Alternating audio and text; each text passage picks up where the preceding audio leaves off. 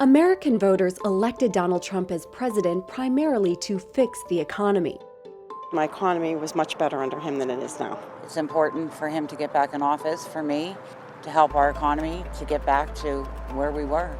But the economy Trump is inheriting today is quite different from the one he inherited from President Barack Obama 8 years ago, and he faces many new challenges.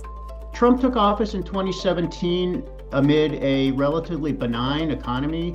There had been slow but steady growth out of the Great Recession, which ended in 2009, and Trump caught that wave. So that was a period of relatively low inflation. Job growth was improving. There was also a boom in hydraulic fracturing, or fracking, which increased domestic oil and natural gas production. Consumers' gas bills went down. Some also benefited from Trump's 2017 tax cuts.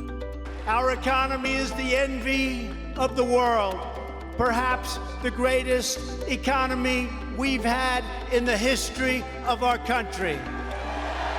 But then came the global pandemic of 2020, crippling the U.S. economy and sparking the highest inflation since 1981. President Joe Biden, near the end of his term, defended his handling of the recovery. And all told, in 4 years, we've created 16.6 million new jobs, the most of any single presidential term in history.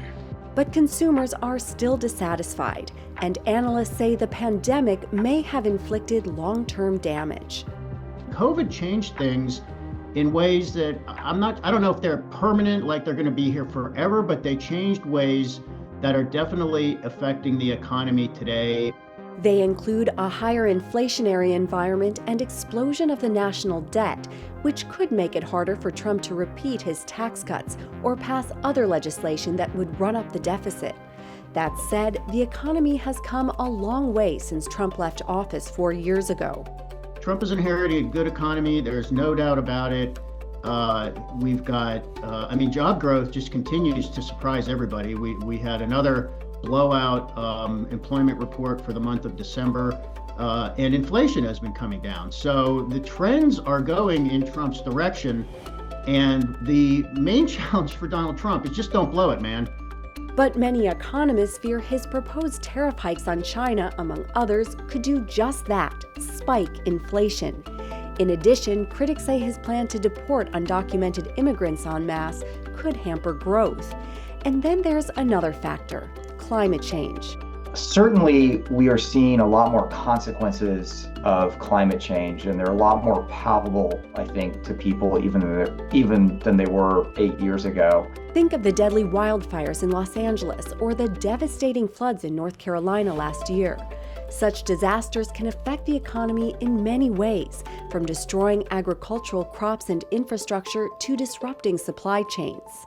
Some of these things tend to be local, regional, state issues, but ultimately financial liability, can end up on the federal government's doorstep. But as voters eagerly await Trump to shake up the economy, a word of caution. The reality is that the president just does not control the economy as much as any president likes to believe. There are always a mix of factors that contribute to whether people feel good or bad about the economy, and for the most part, they don't have to do with anything the president does.